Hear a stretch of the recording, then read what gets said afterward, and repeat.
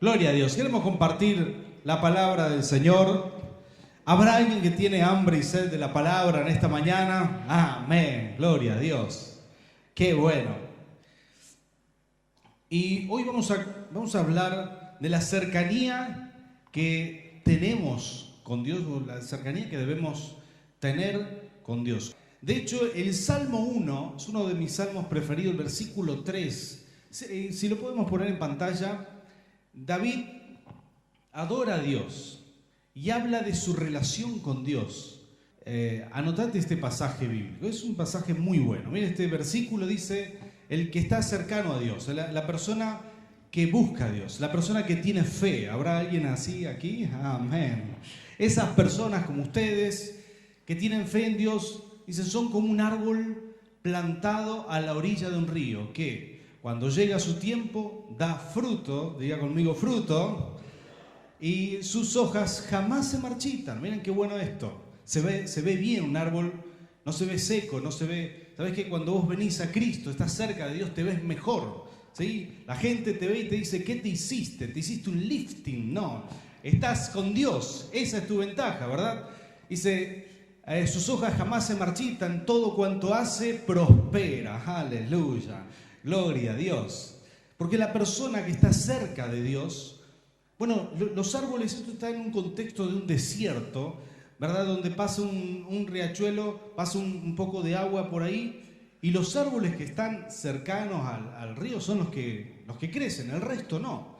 Y muchas veces la Biblia dice, bueno, de tu interior brotarán ríos de agua viva. La Biblia habla de que muchas veces el ejemplo del Espíritu Santo se da a través de un río, de un agua que corre.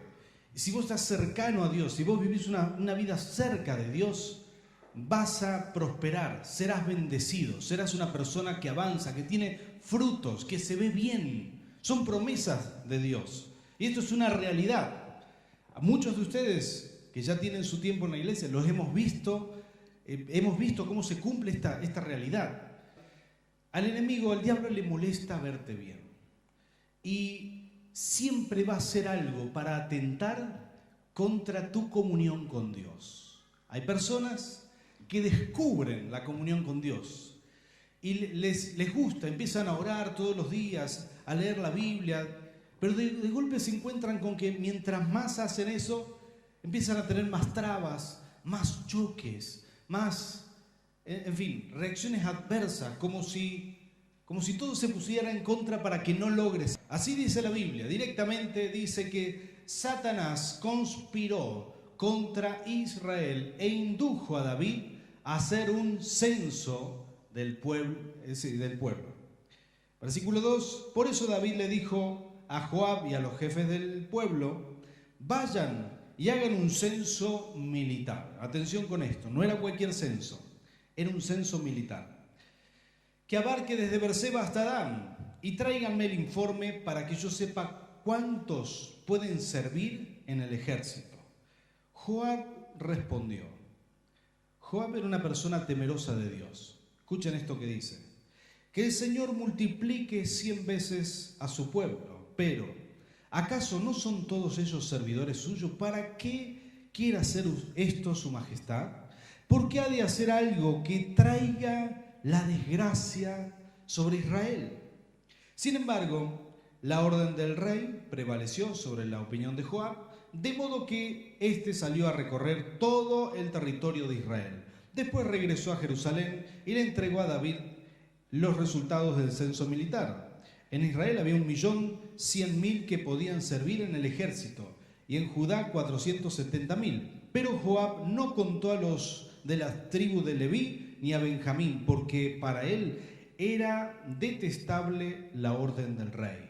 Pero también la consideró como algo malo, por lo cual, Dios también la consideró como algo malo, por lo cual castigó a Israel. Entonces David le dijo a Dios: he cometido un pecado muy grande al hacer este censo. He actuado como un necio. Te ruego que perdones la maldad de tu siervo.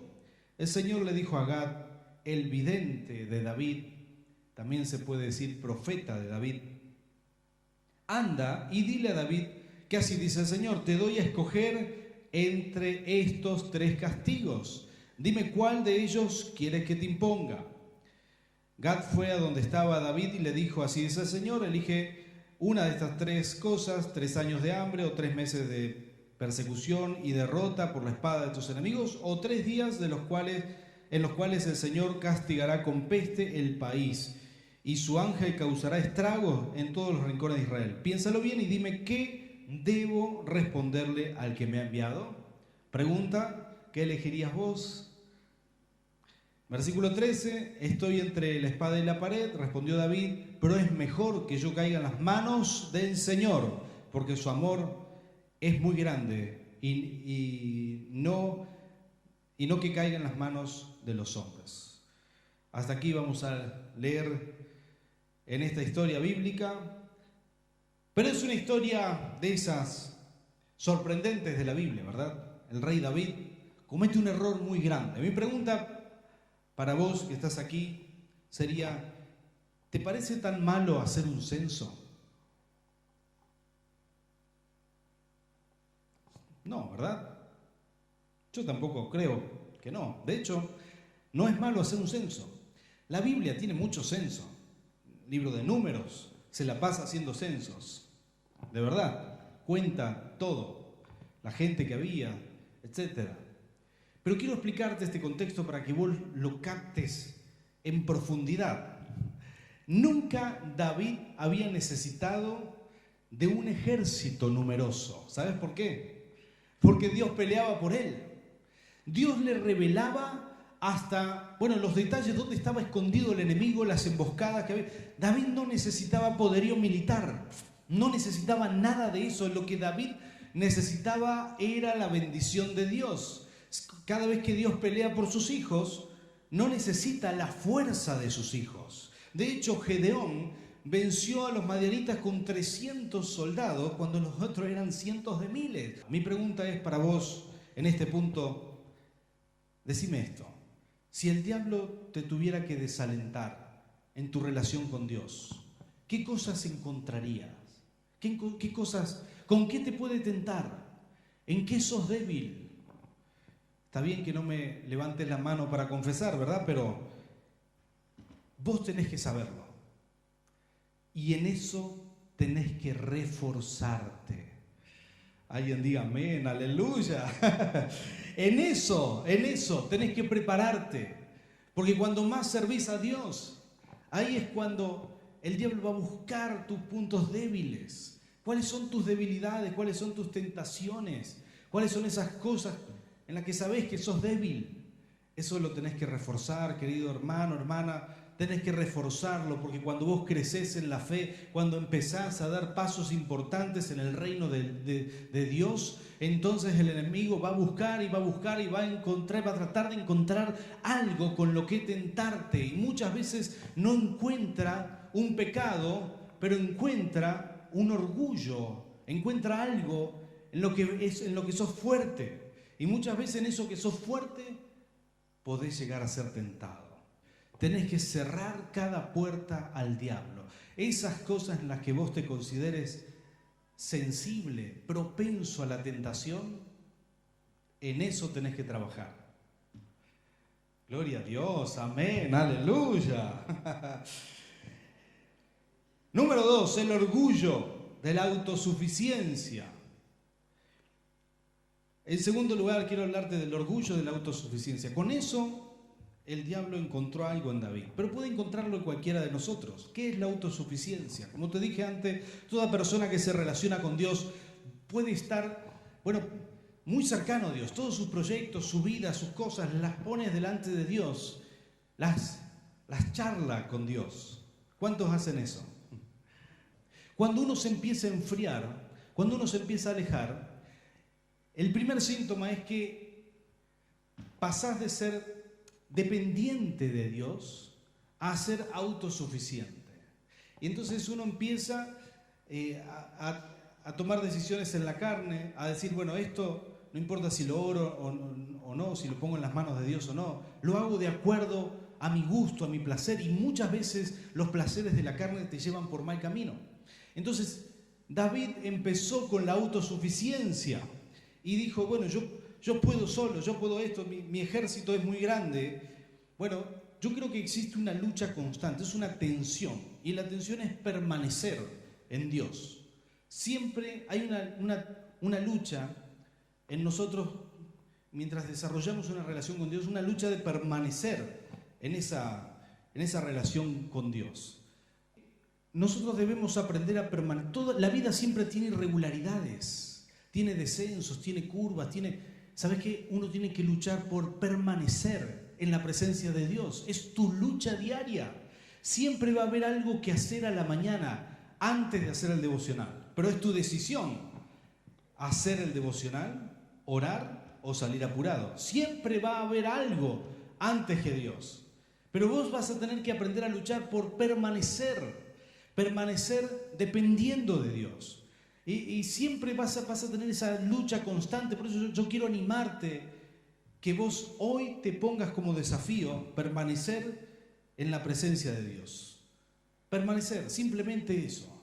Que lo tomes parte de la madurez espiritual, es que nadie te tenga que estar animando a buscar a Dios, sino que vos solito digas, Señor, me levanté para adorarte. Señor, me levanté. Cuando uno sostiene esto por un tiempo, luego se hace un hábito, una necesidad. Es algo que uno necesita. El problema de no avanzar en el reino de Dios es que muchos no pueden permanecer, o están un tiempo, o vienen a una reunión gloriosa, reciben, están aquí, están en la gloria de Dios, pero después no lo pueden sostener. Pero tu lucha es permanecer. ¿Sabes qué? David pudo permanecer mientras lo perseguía Saúl, mientras corría por el desierto porque lo iban a matar. Mientras estaba en necesidad podía permanecer, pero cuando fue rey, cuando lo tuvo todo servido, le costó permanecer. Mucha gente es así, mientras está en necesidad, mientras necesita un milagro, permanece. Mientras necesita, pero ¿sabes qué? A veces lo peor que te puede pasar es que vos recibas el milagro, porque te alejas de Dios. Lo peor que te puede pasar es que Dios te prospere porque te alejas de Dios.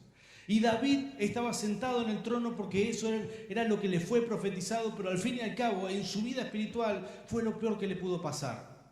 Porque se alejó de Dios muchas veces, pero supo cómo volver. ¿Cuántos están entendiendo a qué me refiero? No permitas que algo malo te suceda para tener que buscar a Dios.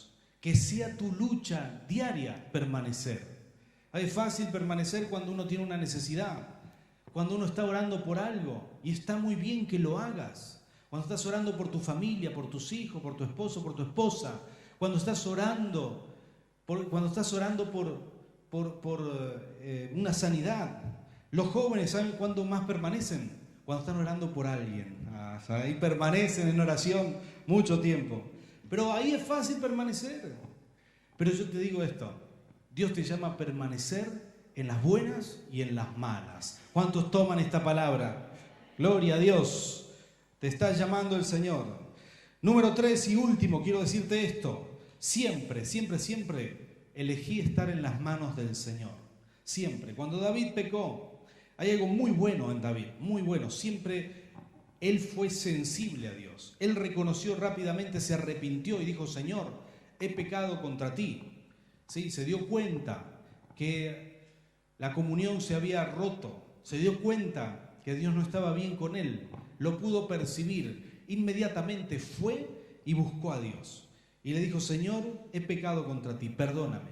Dios le mandó un profeta y le dijo, acepto tu arrepentimiento. Pero voy a explicar un pequeño detalle aquí. Si David hubiera estado en esta era, no había castigo para David, como para vos y como para mí. ¿Sabes por qué? Porque Cristo en la cruz pagó todos nuestros pecados. Nuestra comunión con Dios, nuestra relación con Dios, siempre va a haber atentados contra eso. El enemigo siempre va a tratar de socavarte el cimiento de tu relación con Dios. Siempre va a haber una conspiración, como dice ahí la palabra, para que no te relaciones con Dios. Pero es algo que vos ya conoces y ya sabes. Y tu lucha será permanecer. Y tu desafío será oír la voz de Dios venga por donde venga, de quien venga y cómo venga. Es un desafío, aprender a escuchar la voz de Dios. Pero es lo mejor que te puede pasar, porque así como hemos leído al principio el Salmo 1, el versículo 3, serás como una persona que da fruto, que crece, que se desarrolla, que alcanza otros niveles. Las palmeras pueden crecer 20 metros, gigantes, como las palmeras que tenemos aquí enfrente, plantadas ahí, justo al lado del canal, altísimas. Tu vida puede desarrollarse muchísimo si te aseguras permanecer conectado a Dios.